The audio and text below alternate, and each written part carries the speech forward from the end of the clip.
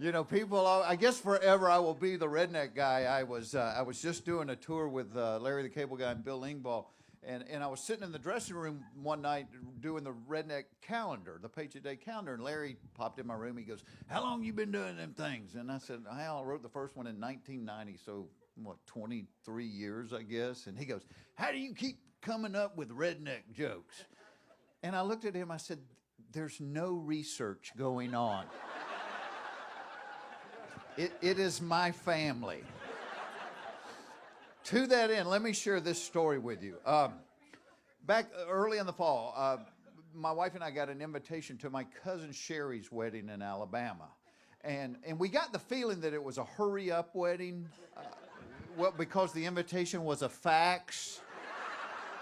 And at the bottom they had written BYOLC, which we learned meant bring your own lawn chair, because they were getting married in her parents' backyard, because I guess the OBGYN had told them they didn't have 6 weeks to wait on a church. So my mom was at my house that day, so I started making jokes about it being a hurry-up wedding. Well, my mother got mad. My mother said, "Don't you dare say anything about Sherry. She is the sweetest girl alive. She never tells anybody no about anything." Pretty much why we're having to go to Alabama now. But my mother knows everything. So I said, "Mom, how did she even meet this guy?" And my mother said, "Well, they met in a laundromat." So you know right there it's anointed by God. Apparently, Sherry needed change for the dryer, and she said this guy Dustin came over and gave her half a roll of quarters. Just gave it to her, which by then, under Alabama law, I think she was required to have sex with him. So... But my mom wants to go to this wedding, and she doesn't drive on the interstate or through swamps, so she wants us to take her. And I can't tell my mom no, and so I'm like, all right, we'll go to the wedding. Well, immediately my mom starts pitching for us to stay at my Uncle Ray and Aunt Tina's house. And I don't want to do that because I'm allergic to ferrets. And so I say to my mom, I said, "Mom, why don't we just stop at the Motel 6 in Dothan, Alabama?" And my mother said, and I quote, "Well, I don't want people thinking we're uppity." Which in my family is a possibility. One year, my brother brought 3 buckets of Kentucky Fried Chicken to the family reunion, and all day long people were like, "What's up, Donald Trump?" So at the risk of being uppity, we stop at the Motel 6 in Dothan. And if I had known that it was chili cook-off weekend in Dothan, I would have called ahead and made a reservation, because they only had 1 room available. And from the smell of it, some of the past chili cook-off winners had stayed there. But when the lady at the desk said 1 room, I'm thinking in my mind 2 double beds. Well, we get to the room, and there is 1 queen-size bed for me, my wife, and my mother.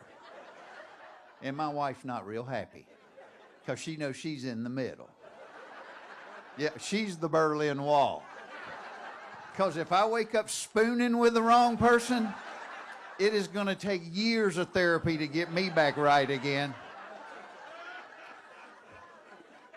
Well, you learn stuff when you're on the road. Well, that night I learned that the walls of the Motel 6 in Dothan, Alabama are apparently made out of toilet paper, because the couple in the room next to us liked each other a lot and loudly. And me, my wife, and my mother lay in that queen-size bed and listened to them like each other for an hour and a half.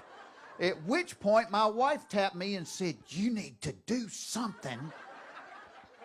I said, "I'm about to walk next door and ask for his autograph." An hour and a half?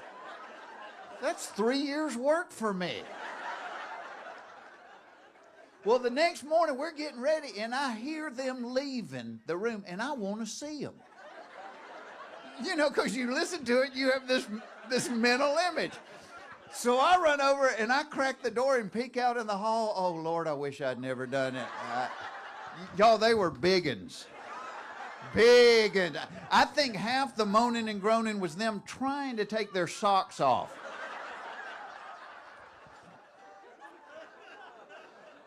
Well, we leave the Motel 6. We drive down to my Uncle Wayne's house. Cars are parked all down the street. So as we're walking up the driveway to the house, there's a pickup truck in the driveway. And I'm looking, and it looks like somebody has passed out against the passenger window. And I'm like, what the heck? And I walk up. In the passenger seat of this truck with the seatbelt on is a dead deer. You can't make this up. And the doors are locked. I go in the house. I said, what's the story with the deer in the truck? My cousin Scott said, we hid it on the way over here, but I didn't want to leave it in the bed because I thought somebody might steal it. He thinks somebody's going to steal a dead deer at the family wedding. Well, we visit a little while, then they tell everybody to grab their lawn chairs. We go out in the backyard where they're going to have the ceremony. They have decided that the altar for the wedding is going to be the redwood deck of the above-ground pool. You might be a redneck. And the entire pool and deck are covered in colored Christmas lights. So I leaned over to my brother. I said, hey, I wonder how long it took to put up the wedding decorations. And my brother said, well, we were here 2 years ago and they were up then, so I don't think they ever come down. So they get ready for the ceremony. My cousin Sherry comes out in a snow white dress, 8 months pregnant, in a snow white dress. I'm looking for a big star or 3 wise men riding camels up the driveway or something. The irony's lost on my mother, who tapped me and said, that's the same dress her mother got married in. And I'm doing the math, and the only answer I can come up with is ho squared. So,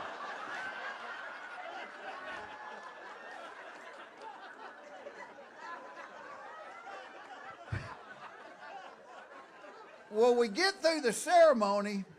The guy that was the best man is now the DJ. He's wearing his tuxedo pants and no shirt. He is lighting firecrackers with his cigarette and throwing them at Sherry's grandmother's feet just to hear her cuss. And she's good. Sherry's mother, Donna, is walking around with a styrofoam cooler that's filled with Ziploc bags of birdseed, because she said Sherry read online that if you give the birds, if you throw rice, the birds will eat it, and then when they drink water, that rice will expand and it'll kill the birds. So she wants everybody to throw birdseed, which we did. And to this day, I haven't had the heart to tell her 2 hours after they left, her little brothers were in the front yard with pellet guns shooting the birds while they ate the birdseed. But they get in the car. Now, most people just drive off, not my relatives. They get in Dustin's Camaro and proceed to do donuts in my Uncle Wayne's yard. Third time around, her door flies open. I'm standing next to her grandmother, who threw her beer on the ground and said, if this lasts 6 months, I'll kiss a good man's ass.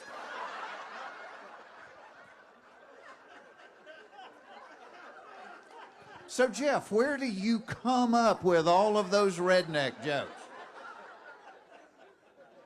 And here's the other thing. I'm not only in a redneck and come from world-class rednecks, I'm married into world-class rednecks. My wife and her entire family are from the great state of Louisiana. So, anybody from Louisiana? Yeah? What do you think about this electricity? This is something else, isn't it? It's pretty cool. Don't touch it, it gets real hot. I just thought. Where are you from in Louisiana? South Louisiana. My wife's from New Orleans. You from like the Cajun country there? South Louisiana? Yeah. Greatest food on the planet Earth, Louisiana, is as long as you don't ask a lot of questions. As long as there's a ditch on the side of the road, nobody is going hungry in Louisiana. I've eaten with my wife's relatives. You're like, man, this is great. What is it? They're like, you don't want to know. Put your little more hot sauce on it. Keep chewing that, city boy. Come on, give me a clue. Does it swim? Does it fly? Maybe it do and maybe it don't. You just keep eating. I've seen them hit boiling pots with a wooden spoon going, get back in there right now.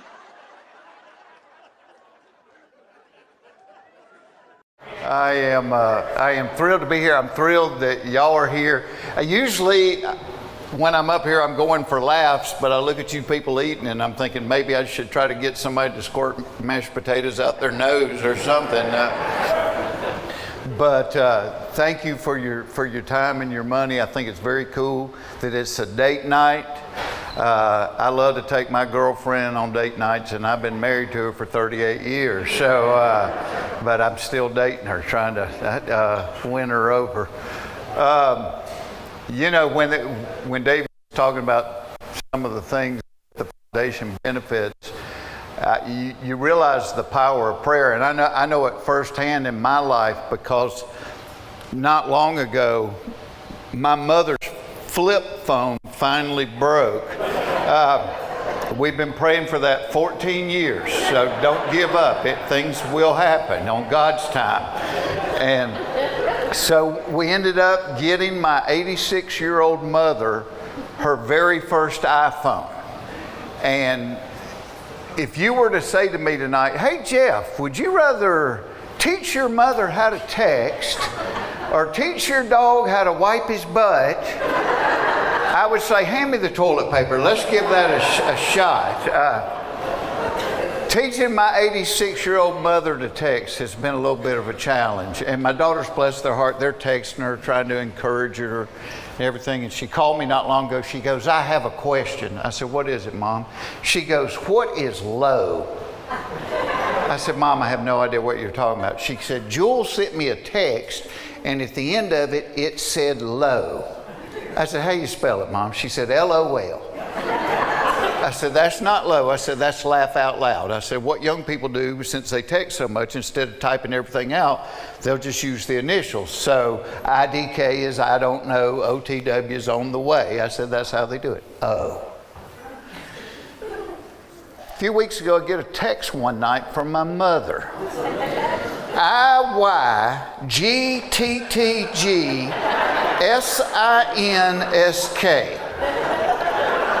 I'm like, oh God, Mom's had a stroke. I called her up. I said, Mom, I said, what did you just text me? She said, I was doing like the girls do. I said, if you go to the grocery store, I need some ketchup. Well, of course you did. Why didn't I see that? But, you know, with my comedy, people always ask, where do you come up with stuff? And I don't look for stuff. I assume if I think something, or my wife says something, or my family does something, other people are thinking and saying and doing the whole thing. And then COVID hit, and I went 2.5 years without getting to do this at all. And I really missed it. I missed traveling. I grew up in Hapeville, Georgia. I'd never been anywhere through comedy. I've been to all 50 states. And my wife will cherry pick my gigs and decide where she wants to go. And then all of a sudden we didn't go anywhere for a couple of years, and she really missed the travel. So when it became evident we weren't going to go anywhere, my wife ordered like 4 or 5 travel magazines, and she was kind of living vicariously through them.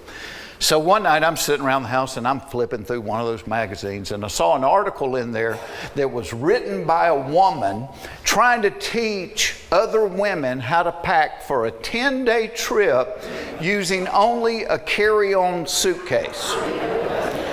Let me repeat that. A woman packing for 10 days using only a carry-on suitcase. And I thought, what woman is she talking about? Barbie? My wife couldn't pack for a nudist colony in a carry-on suitcase. And now the airport only lets you take 1 carry-on. Well, if I'm with my wife, she has 2, and I have whatever I can fit in my pockets.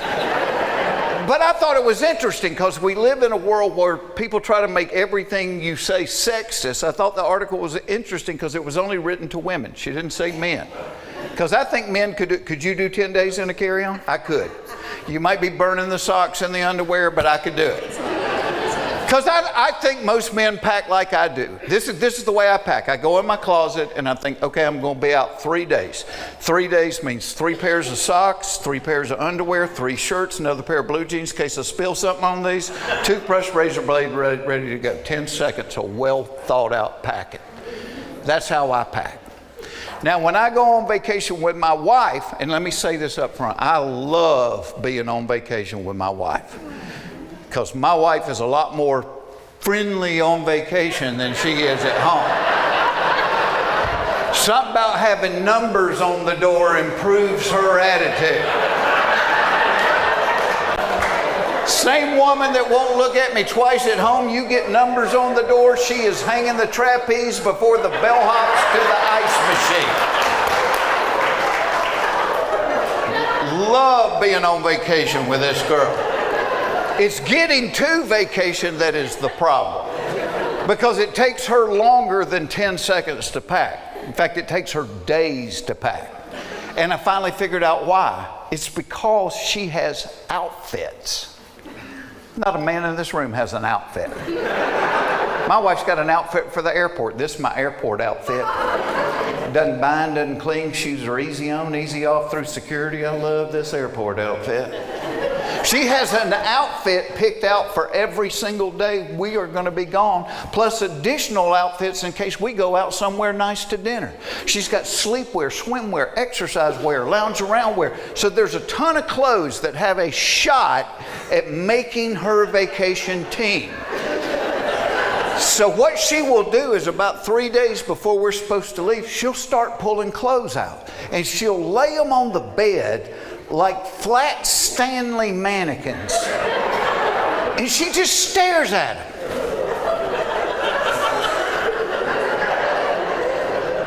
Sometimes she'll call me and come here and need your help. Okay, I am down to these 2 outfits. Which one do you like the best? One on the left. Are you kidding me? What's wrong with the one on the right? There's nothing wrong with it. I like that one on the left. I knew I shouldn't have called you. I love the one on the right. You know what? Now that I really think about it, I love the one on the right. No, you don't. You're just saying that. Now I don't know what to do. I know what to do. I'm going to go jump in front of a bus. Why don't you stand here and stare at this for a while? See, because with me, once my clothes are packed, I'm packed. With my wife, the clothes, that's just the foundation. Her packet, it's like an archaeological dig. There's many, many layers to it. Because once she has the clothes picked out, now she has to go back and pick out the jewelry that goes with each particular outfit. These ladies are like, yes, she does. If you watch court TV, that's what they call the jewelry selection process. Next level is the shoes. He just got the jewelry selection process. I can take as much time as you need, honestly. The shoes take a long time. She spends longer picking shoes for vacation than we spent picking names for our children. I mean, my wife loves shoes. I hope to God she never has to choose between me and her shoes. Because I can see the surgeon going, well, Miss Foxworthy, we can save Jeff's life. But in order to do it, you would have to get rid of all of your shoes.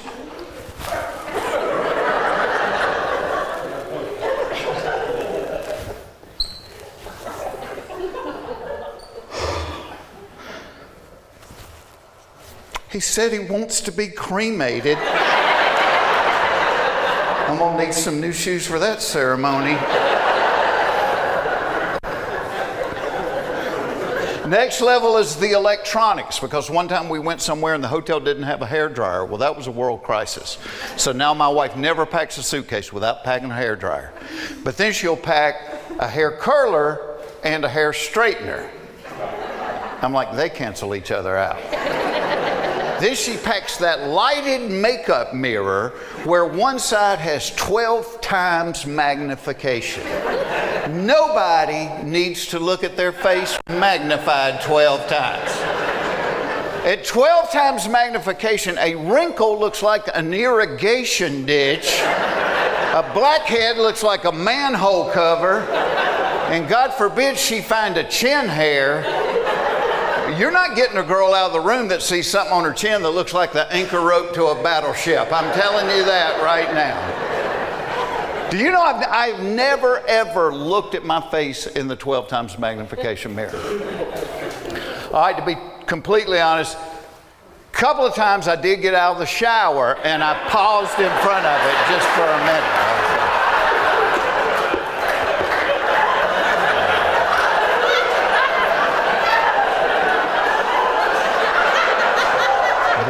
Castilla, Senor Enchilada Grande.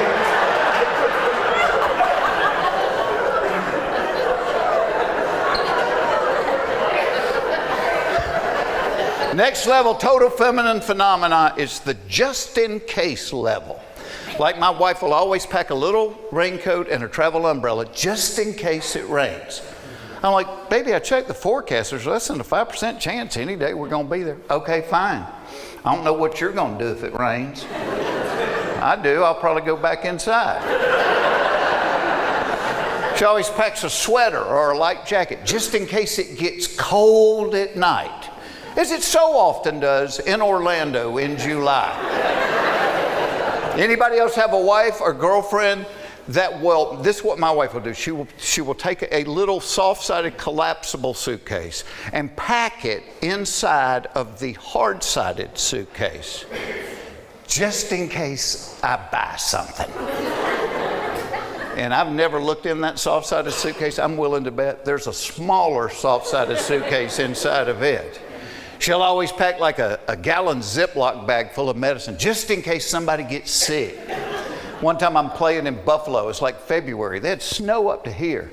I have a little bit of a headache. I go and zip the medicine bag. We've got malaria pills.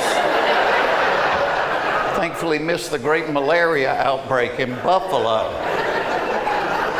And I said, baby, I love you to death. I said, this is where your packing just goes off the rails. So the next time we're getting ready to go on vacation, I walk in the bedroom and I caught her rooting through my suitcase. And she goes, uh-huh. She pulls out a 5-pound bag of oats, holds it up. She goes, what is this for? I said, oh, that. I said, that is just in case the 2 donkeys we're going to need to carry your luggage get hungry while we're gone.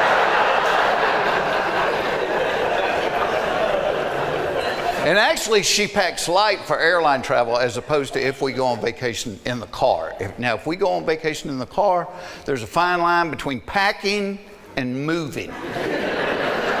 But my wife and daughters, they think it is their job to fill that SUV to the top. And the way they pack would make a man lay on the floor and wet himself. They will bring out a bag with bread and potato chips, put it on the bottom, then put 3 suitcases on top of it.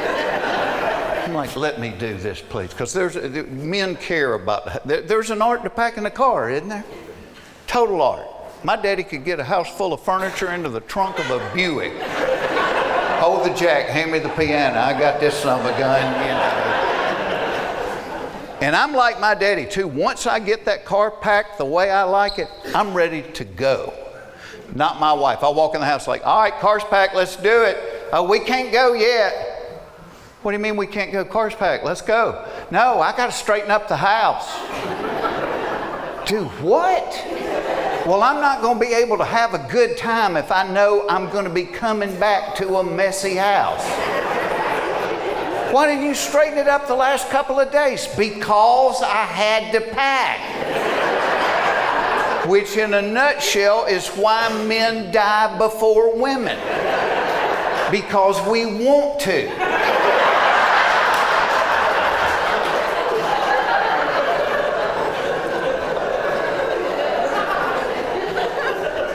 You know, I think sometimes when people invite me to speak at their thing, I think people think I'm smart because I hosted Are You Smarter Than a Fifth Grader for years. And that people always want to talk about the show. They're like, what was your favorite part of doing that show? It was like the part where they handed me the card with the answers on it. Because I didn't know any of that stuff. I'm an idiot. One night we had a lady on, she had a 2nd grade grammar question. It was something about an antonym, and she goes, oh yes, she goes, I remember there were homonyms and synonyms and antonyms. She said, I can't remember the difference in them. Can you use it in a sentence?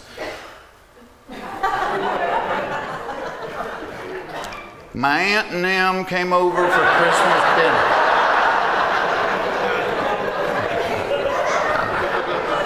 I'm an idiot.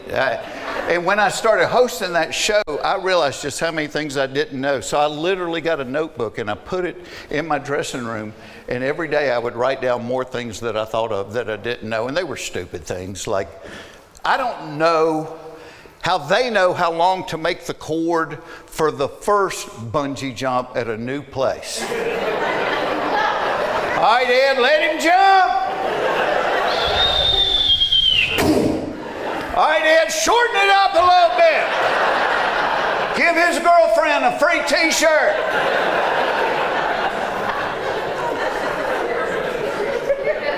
I don't know why the dentist makes you lie to him. Every time you go to the dentist, my dentist will be looking at my mouth like, ooh, you have not been flossing every day, have you? No, not every day. Let me think. The last time I flossed, you did it.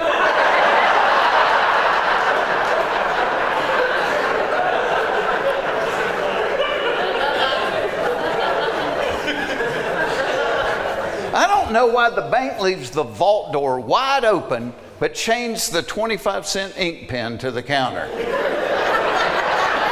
And why does the drive-up banking window have directions written in Braille? They do. Look at it next time you go to the bank. I don't know why the people with the worst breath always stand the closest to you when they talk. They're like, guess what? I don't know. You have a dirty diaper in your mouth? Can I tell you something? All right, but do it quick. I can only hold my breath for 30 seconds. And you always try to offer them a mint or a piece of gum. They never take it. They're like, oh, no thanks. Ooh, I don't like the way those taste. Yeah, I can see where you wouldn't prefer peppermint to that cat turd you're gnawing on right now. That's,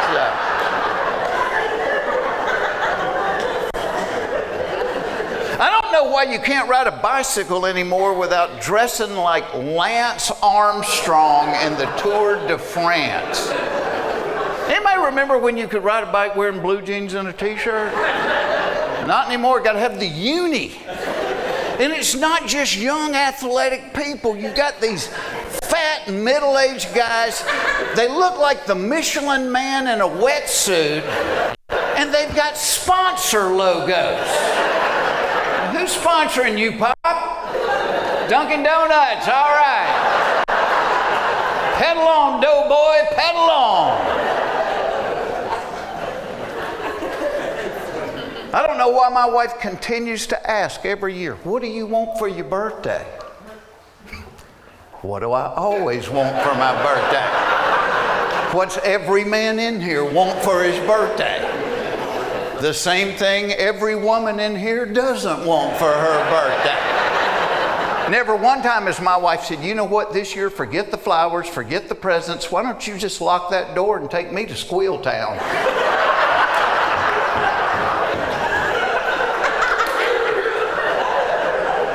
But it's what every guy wants. You can be visiting your 90-year-old grandpa in the nursing home and be like, happy birthday, Papa. Is today my birthday? It sure is. Well, help me get my pants off.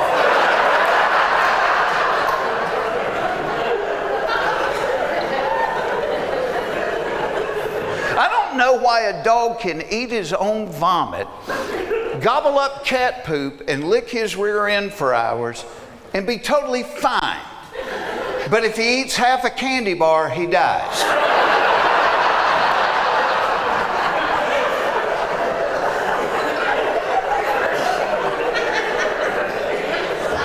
I don't know why in 2023 we still have jobs that we will call men's jobs or women's jobs.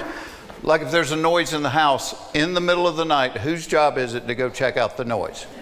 It's the man. Let's be, yeah, you never see this. Phyllis. Phyllis. Run downstairs, see what that noise was. Hey, and bring me back a piece of chicken, okay? Now, if there's a noise in the house in the middle of the night, it is the man checking it out. In his underwear, carrying a baseball bat. Because that is the official uniform of suspicious noises, underpants and a baseball bat. I don't know what we're hoping to find, some guy in the living room in his underwear with a ball.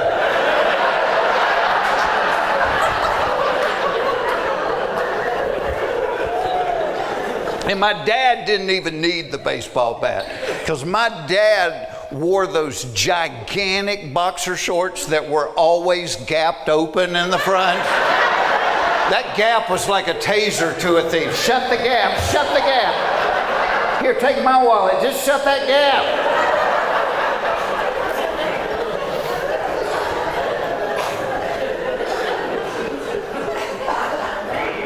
I don't know why every time I get great tickets to a concert, I always end up being seated next to somebody that has to sing every song at the top of their lungs. So several years ago, Simon and Garfunkel came to Atlanta. My wife wanted to go. She had a couple of friends that wanted to go. Well, my mother-in-law wanted to go. Quick backstory on my mother-in-law. My mother-in-law has hearing aids that she refuses to wear because she thinks they don't look good. But because she doesn't wear them, she can't hear a lick. She talks louder than anybody on the planet. One night, around Christmas time, we go to the movies. We're standing in the long line at the concession stand. My mother-in-law walks over to me and goes, "Don't look now, but the man behind us is cross-eyed as a bat."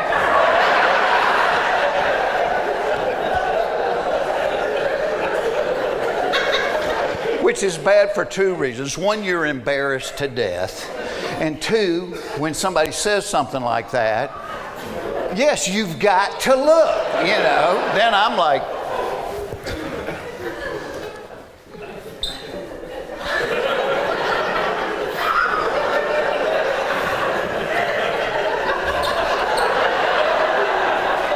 turn around, the guy's glaring at me. Well, he may not have been glaring at me, but he was glaring at somebody. So we go to Simon and Garfunkel. Somehow I end up being seated next to my mother-in-law. She doesn't have the hearing aids in. She sang every Simon and Garfunkel song, and she knew the words to none of them. Like a witch over Bubble's daughter. Are you kidding? I will grease your pine. Grease your pine? That's what you got out of that? And my kids make fun of me. They're like, "Dad, don't ever stand up there and tell people things you don't know. If you don't know something, Google it." And to a point, they're right. I mean, when I was growing up, if you were watching TV and somebody goes, "What was that guy in?" You go, "Man, he looks familiar." That was it.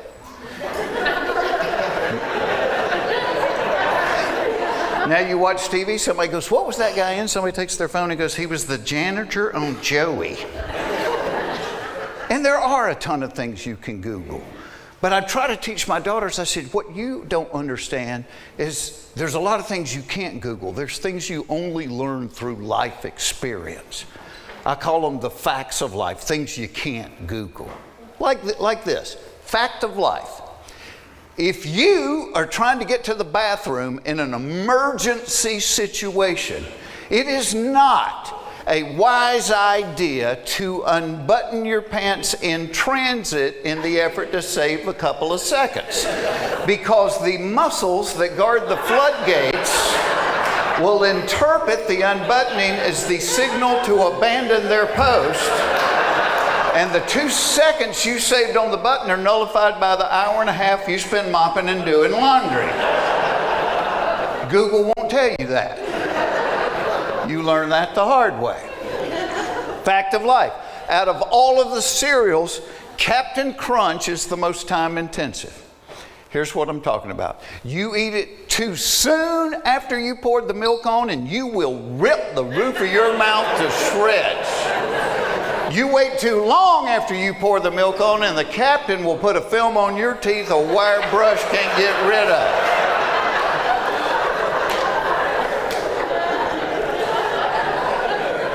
Fact of life, you can have a wife with long, beautiful hair, or you can be on time.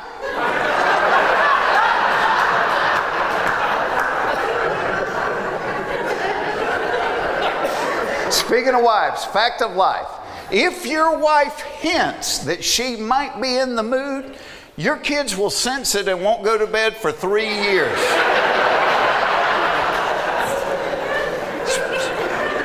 Speaking of kids, fact of life, the more kids you have, the worse your parenting becomes. People that only have one child are making homemade baby food out of organic vegetables they're growing in their own backyard. Yeah, by the time that fourth kid rolls around, you're smoking a cigarette while you watch your toddler pull a year-old milk dud out from under the stove and eat it. Pick the cat hair off of it before you put it in your mouth, dummy.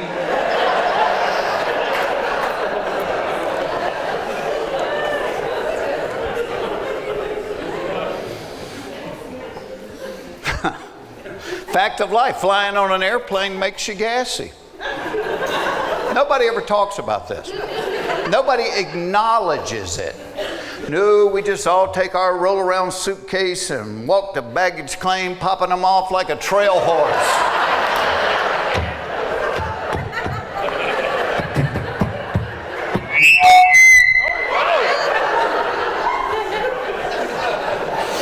I'm sorry, God. It was just a joke, all right? Fact of life. Women always have more questions than men have answers to. Great example. One night I got a text. The text simply said, please pray for Tom. He was in a bad wreck. I go through the house. I found my wife. I said, hey, just got a text that said, please pray for Tom. He was in a bad wreck. She said, was he driving? I said, I don't know. I got a text that said, please pray for Tom. He was in a bad wreck. She said, were Carol and the kids in the car with him? I said, I don't know. I just got a text that said, please pray for Tom. He was in a bad wreck. She said, were the people in the other car hurt too? I said, I don't know. I just got a text that said, please pray for Tom. He was in a bad wreck. She said, did they even have insurance? I said, I don't know. I just got a text that said, please pray for Tom. He was in a bad wreck. She said, what hospital did they take him to? I said, I don't know. I just got a text that said, please pray for Tom. He was in a bad wreck. She said, you don't know anything. What do you know? I said, I know you need to pray for Tom. I just got a text that he was in a bad wreck. Not holding anything back. That's all I got.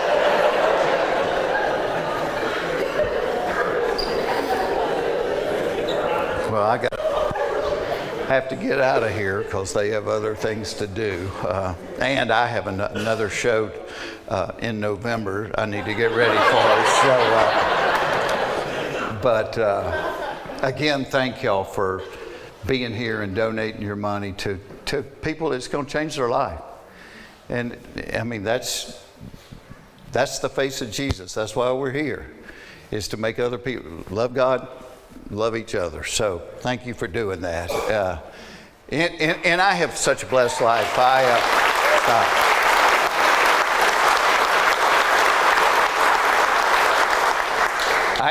have been very blessed because I've loved what my gift was, and I don't know why I can do it. I can just do it. God gave me the gift, and I've been able to do a lot of things, whether it's hosting the show, I paint, I draw, I write books. But if you ever put a gun to my head and said, hey, you can't do but one, it would always be stand-up. I like seeing people. I like that instant reaction. The only negative thing I've ever found about being a stand-up comedian is you're on the road by yourself.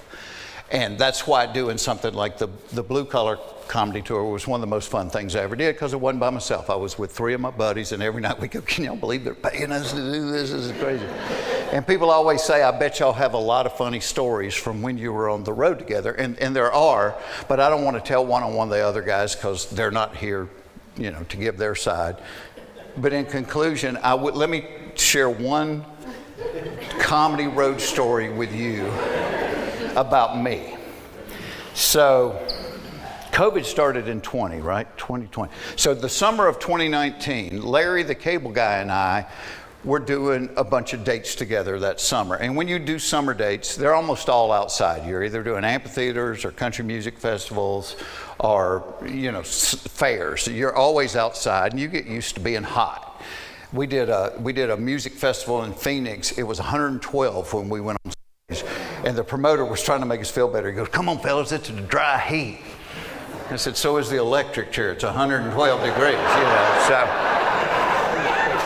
but I don't sweat very much. I mean, you can say I don't sweat when I'm up here. And so we do this show one night in the South. I'm not even going to say the name of the city because there may be a computer genius here that can get the footage of this. But we did a show one night, and it was not only hot, it was humid as rip. So 10 minutes in the show, I got sweat dripping off my nose onto the stage. 20 minutes in, looks like a wet t-shirt contest. By the end of it, I look like I've been sprayed with a fire hose. I've never sweated this much in my life. And we usually don't eat before a show because it makes you feel kind of sluggish, so we're always hungry, when we get off stage. So I get off stage that night, and I'm in the dressing room, and I'm just pounding Gatorade and water trying to rehydrate. And I hear Larry the cable guy coming down the hall, and he slides into my dressing room. He's like, "Hey, let's go eat." And Larry says this a lot. And I usually go because it's fun to watch Larry eat. It's impressive. But I said, "Dude," I said, "not tonight." I said, "I got too hot. I'm not hungry." I said, "I'm just going back to the hotel and going to bed." He's like, "Yeah, right. Come on, let's go eat." I said, "No, I'm not hungry. I got too hot. I'm not kidding with you." He goes, "Are you serious?" He goes, "I cannot wait till you ask me to do something for you." What are you, 9 years old? It's not personal. I got too hot. I'm not hungry. So I got in the van. I got him to take me back to the hotel and got in my room. And probably a lot of y'all make your living on the road. You have your little routine. When I'm on the road, I like it really dark when I sleep. I like it really cold, so I'll turn the thermostat down. But when you're doing stand-up, you're in a different city every night. Every hotel room is different than the day before. So one of my tricks is I always turn the light on in the bathroom, and I'll shut the door. But that way, if I wake up in the middle of the night and I have to go, I can see that light. I know that kind of orients me, and I know where I am. And I usually sleep in my underwear, but this night they're wet. My socks are wet. I've sweated that much, and I'm like, I'm not sleeping in wet underwear, and I told you I only packed 3 pairs, So I just peel them off, and I flop in the bed naked, and I'm out. Well, I wake up about 1:30 in the morning, and I really, really have to pee, probably from all the Gatorade and the water. And any guy over 40 knows what I'm talking about. You have to pee too much to go back to sleep. You can't go back to sleep, but you don't really want to wake up. You just want to get it done and get back in the bed. So I get up and got my eyes half open. I see the light, and I walk in there. Well, as soon as the door closes, I realize I'm in the hall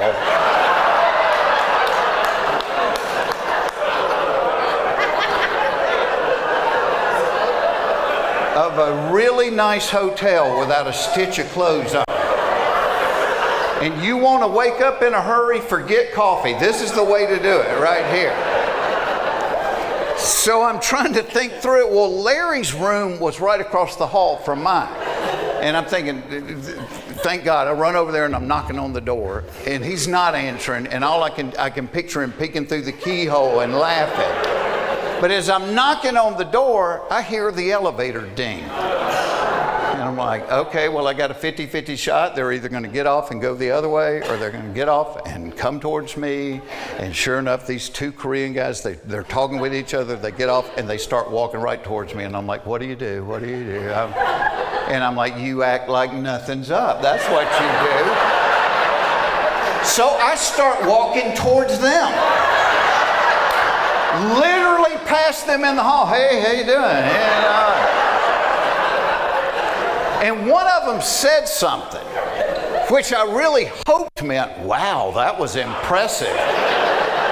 But when I looked it up on Translator, I found out it meant, did you see her mustache?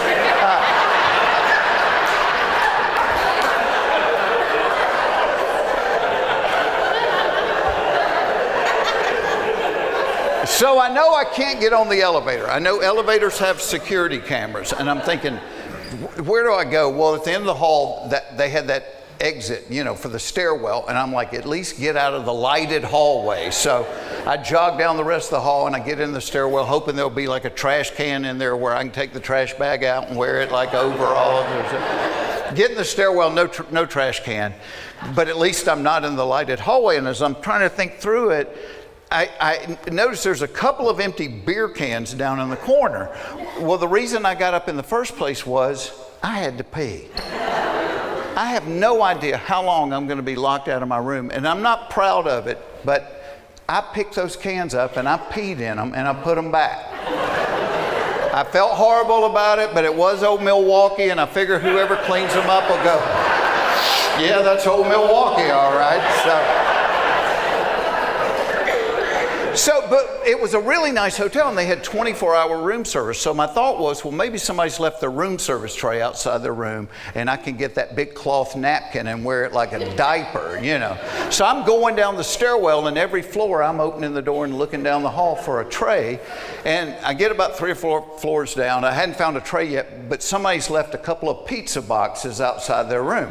Well, to me, it looks like a folded tuxedo sitting there. So I run down there, I get the pizza boxes, and I bring them back, and I go down the last 3 or 4 floors, and never do find a room service tray. But by now, it's really late. It's like 2 in the morning, and I get to lobby level. Well, I can crack the door, and I can see almost the entire lobby. I don't see a soul.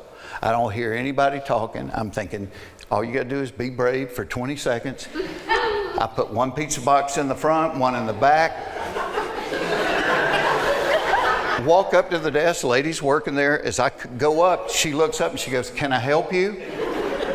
"Yes, you can." I said, "I have accidentally locked myself out of my room. Can I just get another key so I can get back in?"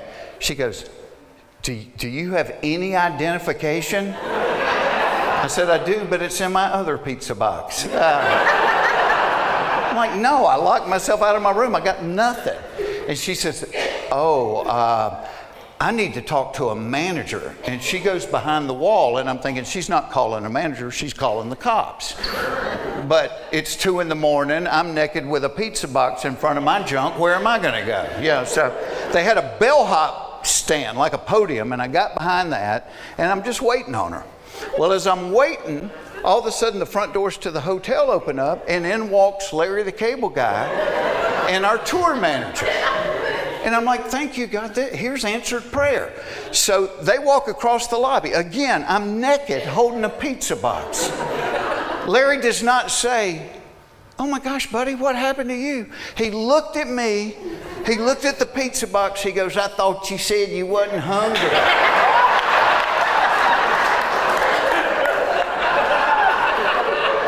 Just been sitting down here naked eating pepperoni in the lobby, you know. I said, "I locked myself out of my room." Well, about that time, here comes the front desk lady back, and now she's got a security guard with her. I said, "Larry, I need you to do me a giant favor." I said, "Tell her who I am so I can get a key and get back in my room." And he looked at me. He looked at her, he goes, "I have never seen him before in my entire life." And he got on the elevator and rode up.